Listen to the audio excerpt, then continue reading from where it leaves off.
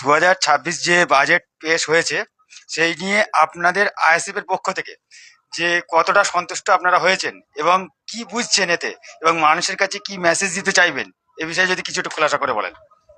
ভাই, যে প্রশ্নটা আপনি করলেন, 2026-এ আমার রাজ্যে আমি অনেক জায়গায় প্রোগ্রামে বলে থাকি, রাজ্য সরকারটা তো আর সরকার চলছে না, সার্কাস চালাচ্ছে, সার্কাসের মতো চলছে। বাজেট যেটা মমতা ব্যানার্জি তৃণমূল গভর্নমেন্ট যে বাজেট পেশ করেছে, এটা কেবলমাত্র ভোটটাকে সামনে রেখে আর মানুষকে ভিখারি বানাবার একটা বাজেট। বাজেট আমরা দেখলাম না বাজেটে, যেটা হওয়া উচিত সরকারের, যে পশ্চিমবাংলায় এবছর বাজেটে 4টে বিশ্ববিদ্যালয় হবে, এইটা আসেনি।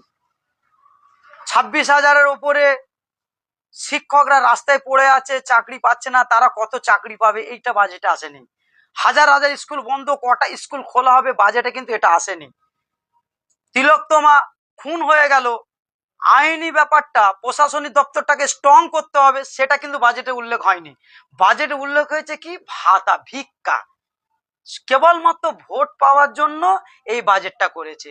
বাজেটে মানে রাজ্য কিভাবে আগে বাড়বে, বেকারত্ব দূর হবে, কর্মসংস্থান কিভাবে বাড়বে, এটাই তো রাজ্যের উন্নয়ন হবে এটা বাড়ালে। সেটা কিন্তু মমতা ব্যানার্জি করেনি। কেবলমাত্র ভিক্ষা, আগে যেভাবে ভিক্ষা দিয়েছে, আরো কিভাবে ভিখারিটাকে স্ট্রং করা যায় সেটাই করেছে। বাজেটের বাইরে কিছু করেনি, কেবলমাত্র ভোটটাকে সামনে রেখে কিভাবে উনি ক্ষমতায় থাকবে আবার সেটা করেছে। অন্য কিছু বাজেটে বাংলার মানুষের কোনো উপকৃত হয়নি। বাজেটে অন ক্যামেরা বলছি, একটা সমাজকে তুলে আনতে গেলে, একটা রাজ্যকে আগে বাড়াতে গেলে ভিক্ষা দিয়ে আগে বাড়ানো যায় না, কর্মসংস্থান বাড়াতে হয়, মানুষকে শিক্ষিত করতে হয়, মানুষকে পরিষেবা দিতে হয়।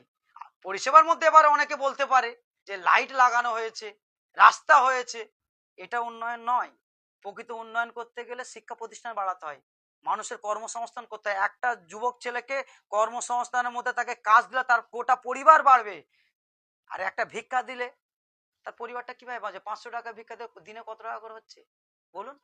যুবক ছেলেদেরকে কাজের ব্যবস্থা করেনি। একটা 50,000 ছেলেকে 500 টাকা করে ভিক্ষা দিয়ে লাভ নেই। 10,000 পরিবারকে কর্মসংস্থানের ব্যবস্থা করে দিলে অনেক উপকৃত হবে, আমরা এটা মনে করি। এর থেকে বেশি কিছু বলছি না। বাকি আমার দলের চেয়ারম্যান নওশাদ সিদ্দিকী সাহেব সব বলে দিয়েছেন, আমাদেরকে বলা লাগবে না, ঠিক সময় আমরা বলবো।